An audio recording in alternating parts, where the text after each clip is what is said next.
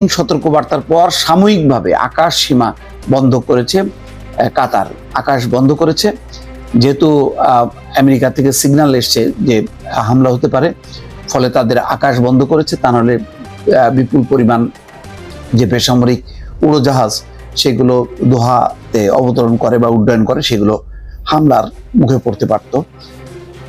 Iran Israel চলমান সংঘাতের মধ্যে উত্তেজনাকর পরিস্থিতিতে উপসাগরীয় অঞ্চলের দেশ কাতার সাময়িকভাবে তাদের আকাশ সীমা বন্ধের ঘোষণা দিয়েছে। দোহা বলেছে সাম্প্রতিক ঘটনাবলীর আলোকে সতর্কমূলক ব্যবস্থা নেওয়া হয়েছে।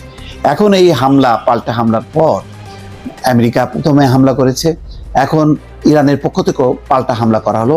আগে ইঙ্গিত দেওয়া হয়েছিল যে মধ্যপ্রাচ্যে যে মার্কিন স্থাপনা আছে, ঘাঁটিগুলো আছে, সেগুলোই হবে হামলার লক্ষ্যবস্তু। শেষ পর্যন্ত তাই হলো।